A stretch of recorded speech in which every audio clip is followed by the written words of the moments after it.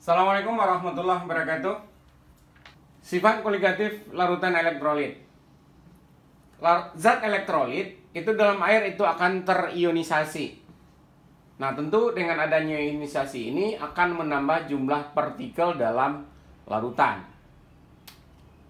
Jumlahnya itu, nah, ini yang disebut dengan faktor Van Hoff. Ya, dimana nanti faktor Van Hoff ini adalah disimbolkan dengan I. Rumusnya adalah 1 ditambah dengan N kurang 1 kali alfa. N itu adalah jumlah ionnya, sedangkan alfa adalah derajat ionisasinya. Kalau ada NaCl, berarti dia akan terion jadi Na plus dan Cl min. Ya, berarti jumlah ionnya nanti akan ada 2, Na plus dan Cl min. Nah, kemudian berarti karena jumlah ionnya itu berbeda dengan yang sebelumnya yang non-elektrolit, maka ini juga tentu akan berpengaruh juga terhadap delta P-nya.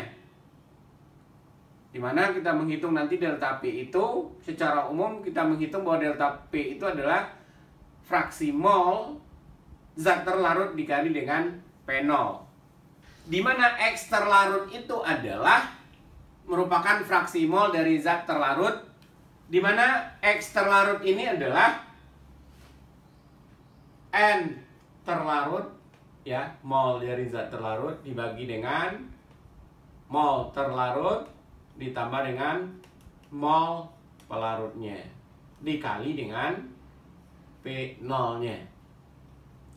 Nah, seperti yang kita tahu bahwa N zat terlarut ini itu adalah harus dikali dengan faktor Van Hoff. Berarti N kali 1 tambah N kurang 1 kali alfa dibagi dengan N kali 1 tambah N kurang 1 kali alfa ditambah dengan N pelarutnya dikali dengan P0-nya. Jadi di sini jumlah zat terlarutnya saja yang dipengaruhi, karena memang zat terlarutnya itu terion. Ya, jadi kalau dia terion, karena jumlahnya nanti akan dipengaruhi oleh faktor Van Hoff tadi yang dipengaruhi oleh jumlah partikelnya dan derajat ionisasinya.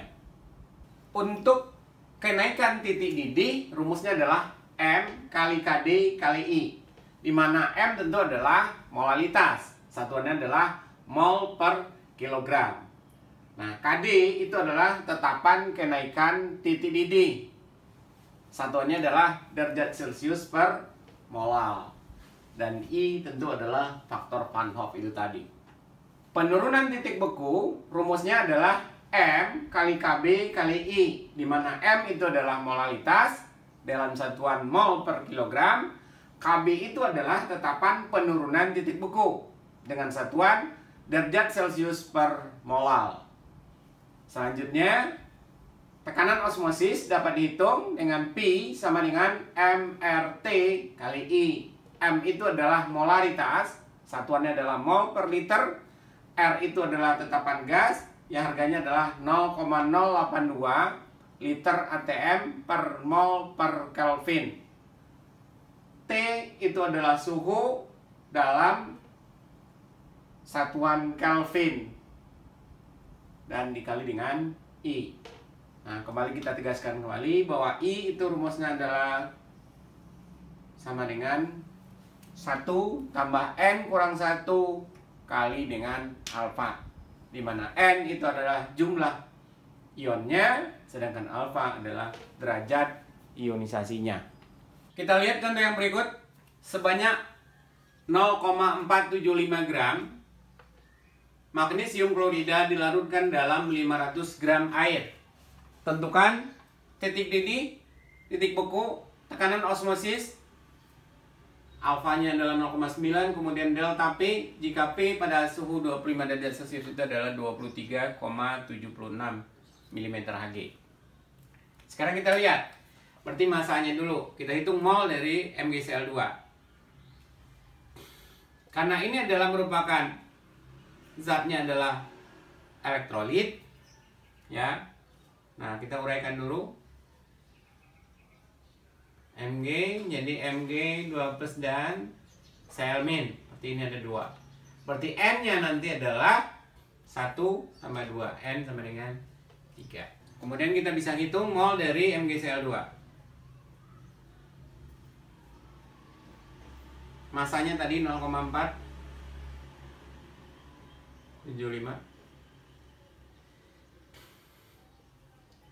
Kemudian MR-nya diketahui bahwa MR-nya sini adalah 95. Itu sudah diketahui. Berarti 95. Nah, kita dapatkan setelah kita hitung ternyata hasilnya adalah 0,005. Bisa kita hitung juga mol dari air. Mol dari air berarti sama dengan ini jumlahnya adalah 500, berarti 500 gram dibagi dengan 18 gram per mol. Dan kita hitung didapatkan hasilnya adalah 27,78. Nah, sekarang yang pertama, ya, yang pertama yang akan kita hitung itu adalah tentu kita menghitung titik didihnya berapa. Nah, sebelum kita menghitung titik didih, kita hitung dulu, berarti kita hitung dulu molalitas dari MgCl2, ya. Molalitas berarti molnya dibagi dengan massa pelarut. Molnya tadi sudah nih 0,05 dibagi dengan nih 500 gram atau 0,5 kilogram, sehingga didapatkan hasilnya adalah 0,01. Kemudian, ya, berarti kita hitung dulu faktor Van Hoff-nya berapa, ya. I sama dengan 1 tambah N kurang 1 kali alfa, dimana N-nya tadi udah hitung sama dengan 3 D kurang 1, alfanya adalah 0,9 diketahui dari soal, sehingga dengan demikian I-nya adalah kita hitung 1 tambah 3 kurang 1 2 kali 0,9, berarti 1,8 tambah 1 berarti 2,8. Jadi sekarang kita hitung kenaikan titik didihnya. Rumusnya adalah M kali KD tetapan kali dengan I. Kita hitung, ya. Jadi 0,01 molal dikali dengan tetapannya adalah 0,52 derajat Celcius per molal dikali dengan I 2,8. Ini hasilnya adalah 0,0146 derajat Celcius. Maka ini adalah delta TD-nya, kenaikan titik didihnya. Sehingga titik didihnya sama dengan 100 tambah 0,0146 sama dengan 100,015. Kita bulatkan aja derajat Celcius. Jadi dengan demikian titik didihnya sekarang adalah 100,015 derajat Celcius. Sekarang kita lihat yang kedua. Berapakah titik bekunya? Nah, titik beku berarti M kali tetapan bekunya kali dengan I. Ya, sama dengan M-nya adalah 0,01. Kemudian dikali dengan KB-nya adalah 1,86. Kemudian dikali dengan I 2,8. Harganya adalah 0,052. Sehingga dengan demikian maka kalau titik beku itu adalah 0 kurang 0,052 atau sama dengan min 0,052 derajat Celcius atau 0,052 di bawah 0. Untuk yang berikutnya adalah tekanan osmosisnya. Ya. Nah, kita tahu bahwa rumus untuk tekanan osmosis P sama dengan M kali R kali T kali I. Nah, seperti yang kita lihat di sini, ini adalah M, molaritas. Sementara yang ada itu adalah molalitas. Untuk larutan yang encer, dapat dianggap bahwa molaritas itu akan sama dengan molalitas. Ingat ya, untuk larutan yang encer. Maka demikian, maka kita dapatkan berarti harganya adalah tekanan osmosisnya, M-nya itu adalah 0,01. Kemudian R-nya adalah 0,082. Nah, suhunya adalah 25 derajat Celcius.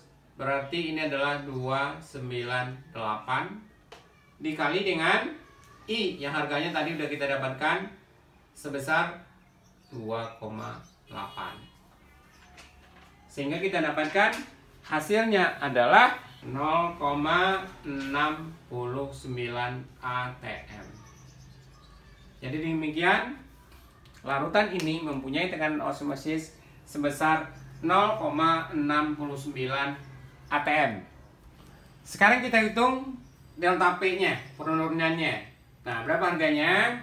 Berarti kita hitung dulu X-nya berapa. Ya, atau secara langsung aja, berarti delta P sama dengan X, dimana X itu adalah N2. N2-nya di sini adalah MgCl2 yang jumlahnya adalah 0,05, berarti 0,005. Nah, dikali dengan I-nya 2,8. Nah, dibagi dengan 0,005 kali 2,8 ditambah dengan mol dari H2O 27,78 dikali dengan P0-nya adalah 23,76. Sehingga kita tinggal hitung 0,01196. Kalau kita bulatkan berarti ini adalah 0,0012.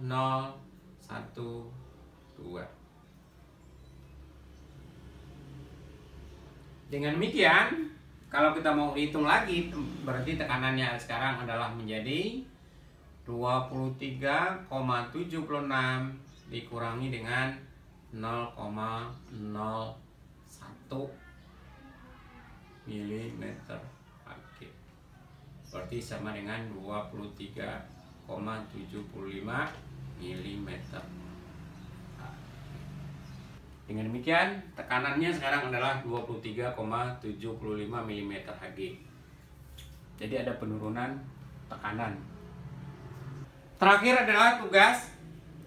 Yang pertama adalah larutan 6 gram elektrolit binder dalam 100 gram air itu membeku pada min 2 derajat Celcius. MR-nya adalah 60. Hitung derajat ionisasi elektrolit tersebut. Yang kedua, jika dianggap mengion sempurna, tentukan titik didih dan titik beku larutan 5,85 gram NaCl.